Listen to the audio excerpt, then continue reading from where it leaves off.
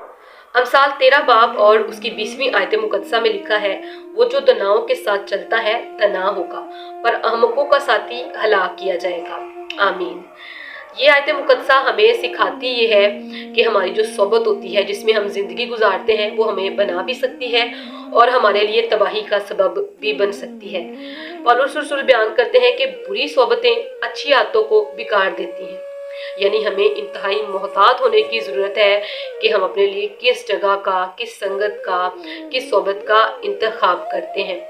जब हम बाइबल मुकद्दस का मुताला करते हैं तो रहबाम बादशाह, उसने नादानों की सलाह को कबूल किया और उसका नतीजा ये हुआ कि 10 कबाइल उससे जुदा हो गए।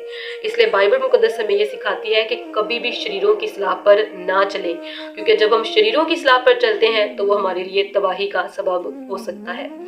बाइबल मुकद्दस बयान करती है कि यूहन्ना रसूल और इस तरह पतरस रसूल जो थे, ये आम से शख्स थे, लेकिन जब ये यीशु मसीह की सोबत में रहे, यीशु मसीह की संगत में रहे, तो इनकी दिलेरी और इनकी हिकमत को सुन के लोग हैरान हुए और फिर उन्होंने पहचाना कि ये तो यीशु मसीह के साथ रहे हैं। याद रखिए, जब हम अच्छी संगतों में रहते हैं तो एक मशहूर बात है कि एक आम सा पत्थर किसी अगर अच्छे जुआरी के हाथ लग जाता है तो वो उसे हीरा बना सकता है, लेकिन जब जो है वो एक अच्छा सोना जो है वो गंदी धातों में रहता है तो हो सकता है कि सोना भी अपनी चमक खो बैठे।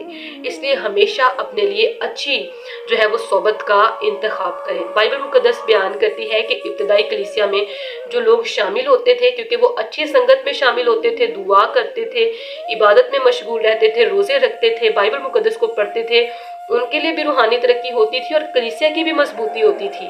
इसलिए हमेशा ऐसी जो है वो सोबतों का इंतखाब करें जो हमारे लिए ईमान की मजबूती का, खुदा खौफी का और खुदा की राहों पे चलने का सबब बने।